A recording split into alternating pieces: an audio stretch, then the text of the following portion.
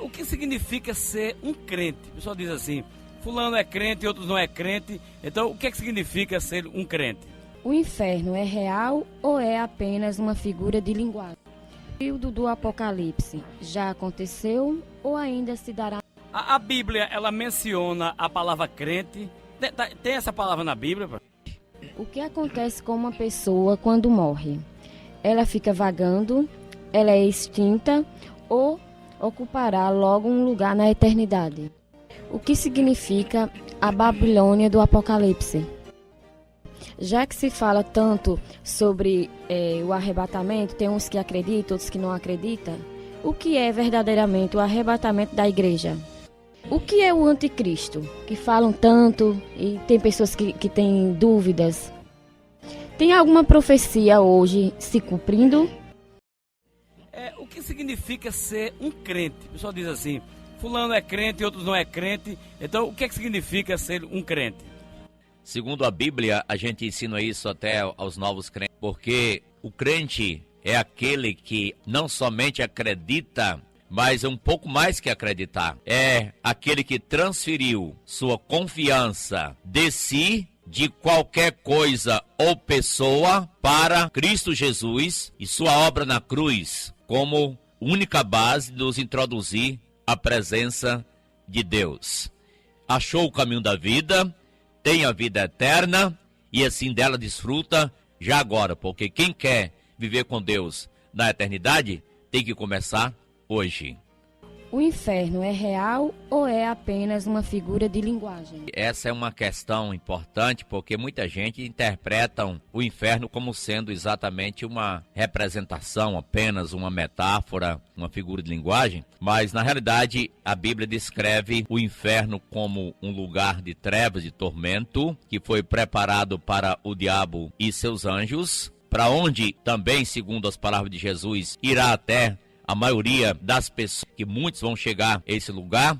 É um lugar de trevas exteriores, é um lugar de torturas, tormento, conhecido também como suplício, como abismo, como Hades, como Tártaro, palavras bem duras para descrever este lugar, e não foi preparado para o ser humano, mas para o diabo e os seus anjos. Contudo, todos os seguidores das ideologias satânicas estarão desfrutando, ou melhor, arcando com as agruras infernais por toda a eternidade. Existe um meio de escape que é providenciado pelo próprio Deus e está à disposição de cada pecador. É o lugar real do qual falou Jesus muito em seu ministério, fazendo sérias advertências com relação a uma vida despreparada e a importância de estar dentro do plano de Deus para escapar exatamente do tormento eterno. O período do Apocalipse já aconteceu ou ainda se dará no futuro? Apocalipse é revelação e esse período está para se dar na face da terra. Temos que lembrar também que o Apocalipse tem parte passada e parte futura. No passado, falou de Jesus e as igrejas da Ásia, sobretudo, representativa, está falando da Ásia Menor, e 7 igrejas foram apresentadas ali para aquele período. Também elas representam épocas da história da humanidade, mas o Apocalipse é um plano de interpretação, é o futurista, e realmente é aí que se encaixa, porque não faria sentido de outra forma.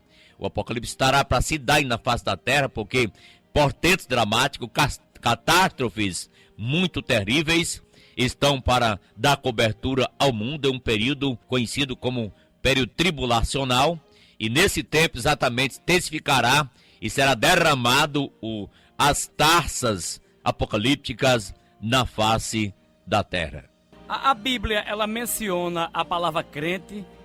Tem essa palavra na Bíblia, pastor? Na realidade, em vários lugares, o próprio Jesus chegou a fazer uma declaração para Tomé. Tomé era o duvidoso, e Jesus chegou para ele e disse: Tomé, por que me vistes? Crestes? Na realidade, foi quem chegou para Jesus naquela hora, né? E disse: bem-aventurados os que não viram e creram. Não sejas incrédulo, mas crente.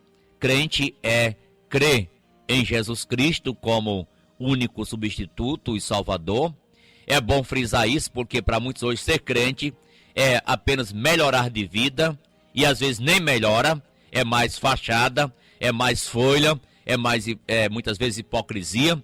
Mas crente é a essência da vida cristã em Jesus Cristo, é um cristão autêntico que está em Jesus. E em Gálatas 3:22 está escrito que Deus colocou tudo debaixo da lei para que a promessa, mediante a fé em Jesus, fosse dada aos crentes, falando claramente. Em João capítulo 21, verso 28, Jesus fala exatamente também ali da incredulidade de Tomé e disse: não sejas incrédulo, mas crente.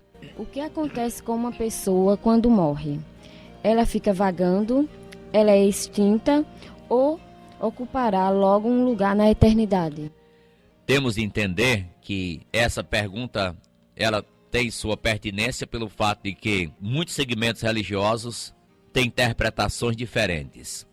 Mas nós temos que descobrir a interpretação bíblica, e os assuntos relacionados à eternidade estão com clareza e nitidez nas páginas do livro sagrado, que é o livro confiável em matéria de relacionar nossa vida a espiritual, a vida com Deus, né? Para nós, qualquer área da nossa vida, mas quando se fala de eternidade, há um livro que traz segurança, que é exatamente a Bíblia, e por isso podemos confiar que quando a pessoa deixa esta vida, já irá ocupar um lugar, um espaço na eternidade. Aquele que está preparado irá se encontrar com Deus, irá na presença de Deus, irá adentrar-se à presença de Deus. Aquele que não está preparado, infelizmente temos que dizer com muita clareza, irá arcar com as consequências. Então as pessoas irão para um desses lugares. Os preparados irão morar com Deus, estar com o Senhor, e os não preparados irão arcar de imediato com as agruras e tormentas infernais. O que significa a Babilônia do Apocalipse? Babilônia foi extinta, mas ela voltará a existir dessa figura apocalíptica que está em capítulos 17 e 18. A Babilônia vem da palavra Babel. Babel é a confusão de línguas. Está em Gênesis capítulo 11, quando a humanidade decidiu construir uma torre cujo topo chegasse até os céus. Eles queriam se aglomerar e não se espalhar na face da terra, mas Deus havia ordenado que eles enchessem a terra, se espalhassem na terra. Aí foi a confusão das línguas, surgiu as línguas lá e os idiomas surgiram ali. A Babilônia teve o seu apogeu, teve o seu auge na história mundial, sobretudo quando foi na supremacia do rei majoritário Nabucodonosor, mas foi a ruína. Babilônia foi conquistada pelos medos e persas, depois veio a conquista da Grécia, os gregos, através também de Alexandre o Grande, e seus generais dividiram-se em 4 partes, e então veio o Império Romano. E da descrição apocalíptica da atuação da Babilônia, nós sabemos que hoje Babilônia está lá no Iraque, em ruínas, não existe mais, mas a Babilônia espiritual que está falando aqui, a Babilônia representativa, que é, conforme a pergunta, a igreja apóstata, é a junção de todas as religiões do mundo, num chamado ecumenismo. Para isso, o mundo já se prepara. Muitas religiões hoje falam em unidade religiosa, falam em ecumenismo. Muitos, tem que ser claro, evangélicos hoje aderiram ao cristianismo. Eles dizem: a doutrina não é importante, a doutrina nos separa, o amor nos une. E aí querem unir-se como se fosse um estado de unidade, mas é uma Babel, uma confusão, porque não há unidade fora de Jesus.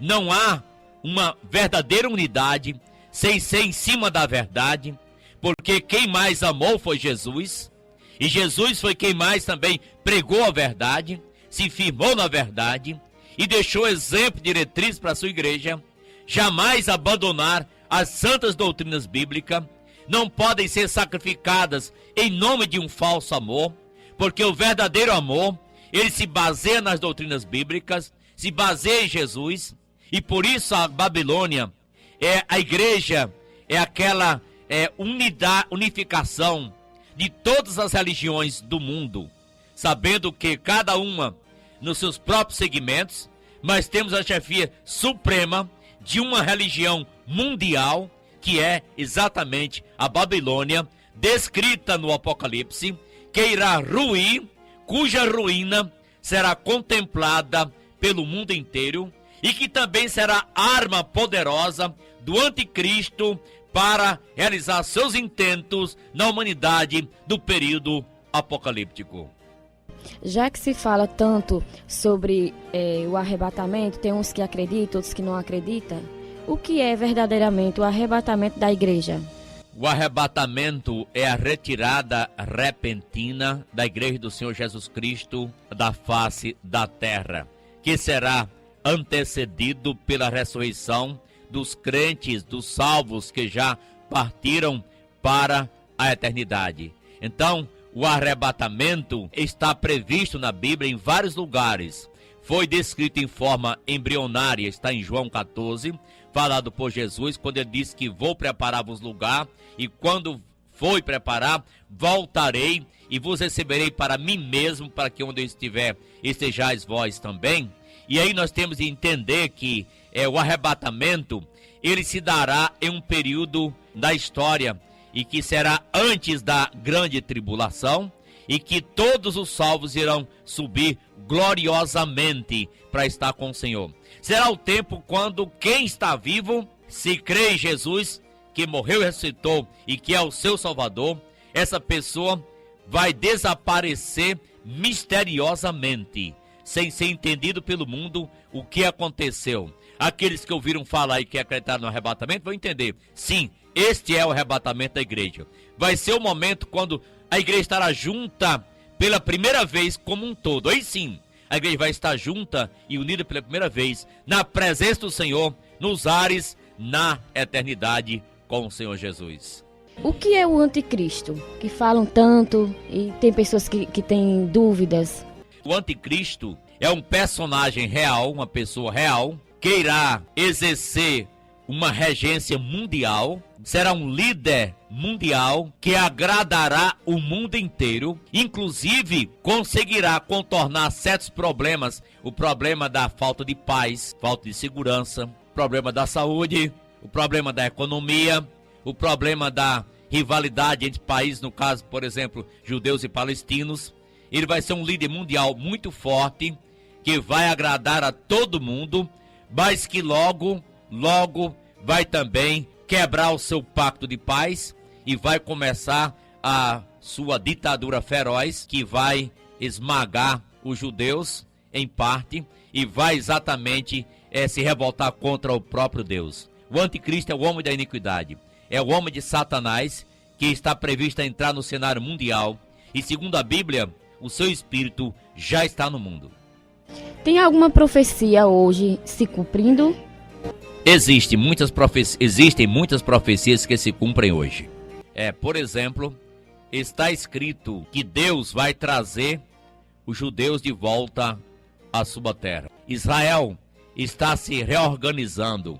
A partir de 14 de maio de 1948, essa figueira, conforme Jesus predisse, brotou. Ela brotou. E os judeus estão voltando para a sua pátria, para a sua terra. Reviver uma nação, gente. Reviver um idioma. Reviveram costumes antigos.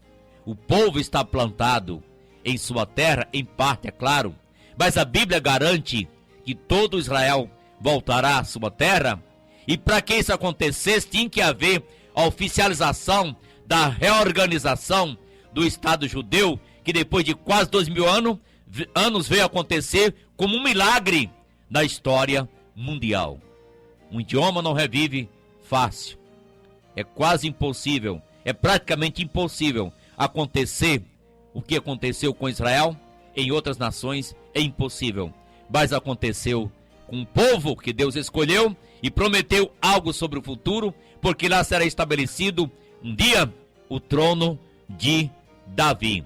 A regência do descendente de Jessé vai atuar ali. Jesus será o rei, será exatamente reconhecido mundialmente e a capital será Jerusalém. Eis o segredo para tantos conflitos e ainda a sobrevivência de um povo, de uma nação e de uma cidade, Jerusalém. Pastor, já que estamos falando sobre os judeus, o templo será construído, o templo dos judeus? Sim, será construído segundo a Bíblia. Hoje, no local do templo, não se vê mais o templo, se vê meramente a mesquita dos maometanos, a cúpula muçulmana, ou a cúpula de Omar, e já tem mais de uma lá, e no local, ocupando exatamente o local que entende-se ser o local do templo. Não sabemos o que vai acontecer quando for para a reconstrução. Se vai haver uma explosão ali para retirar, ou se vai, talvez, descobrir um lugar ao lado, como sendo o real lugar, que era o templo. O templo foi construído por Salomão. Deus não permitiu Davi construir isso, mas ele preparou todos os equipamentos, acessórios, e Salomão edificou o templo. O templo será exatamente construído conforme predito no livro de Isaías, Ezequiel. O templo voltará a existir, voltará até o próprio sistema sacrificial.